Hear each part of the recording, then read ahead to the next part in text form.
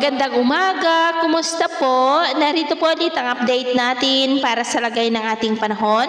Ngayong umaga po ng November 18, 2024 na kung saan sa ngayon po ay lumalayo na ang bagyong Pepito na ating binabantayan dito sa ating kalupaan at bahagya na rin po yan na humina, hindi na po isang super typhoon pero nasa typhoon category pa rin po ngayon.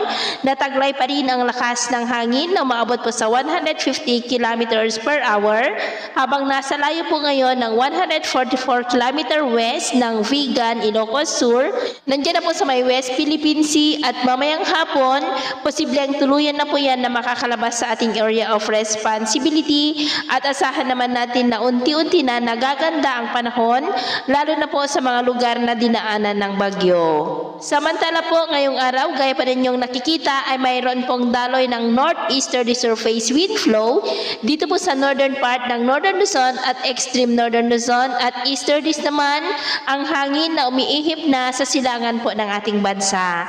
At sa atin pong long range forecast ay wala na pong bagyo na nakikita na tatawid po dito sa ating kalupaan na kasunod ng bagyong Pepito for the next 5 to 7 days. Posibleng storm free po tayo o posible rin na storm free tayo hanggang po sa matapos ang buwan na ito. At sa laki po ng ating panahon ngayong madaling araw dahil sa bagyo ay may mga pag-uulan pa rin na minsan ay may mga pagbugso ng hangin dyan sa may Ilocos Region, Cordillera, ilang bahagi ng Cagayan Valley, Central Luzon, Metro Manila, Cavite, ilang bahagi po ng Batangas, Laguna, Quezon, extreme Northern Luzon at may mga isolated rains rin sa ilang bahagi ng Bicol Region, Marinduque, Romblon, Calibo, Calatrava, Cebu, ilang bahagi ng Bohol, Leyte, Southern Samar, Dinagat Island, Sulu Archipelago, Zamboanga Peninsula at ilang bahagi po ng Davao. Mamaya naman po ay asahan natin na unti-unti na mababawasan ang mga pag-uulan na atin pong nararanasan sa ngayon. At mamaya ay sisikat ng araw sa malaking bahagi ng ating bansa, maging po sa ilang mga lugar na dinaanan po ng bagyo.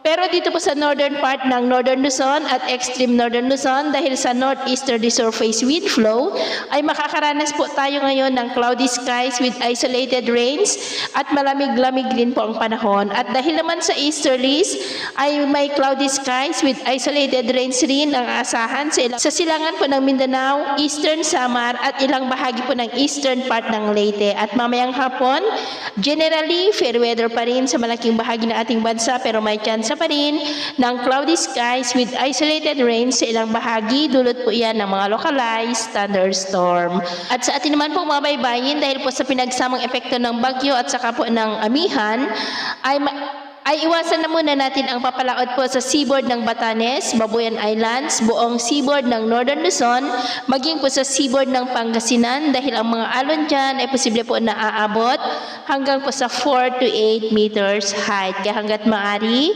ay iwasan na po muna natin ang papalaot dyan sa mga may kulay pula para po mas makaiwas sa mga sakunang pangkaragatan. So yun po ng latest update natin sa araw na ito. Takapumuli si Jem na nagsasabing sa kahit na pagsubok po na darating sa ating buhay, huwag na huwag po tayong mawawalan ng pag-asa. Thank you and God bless.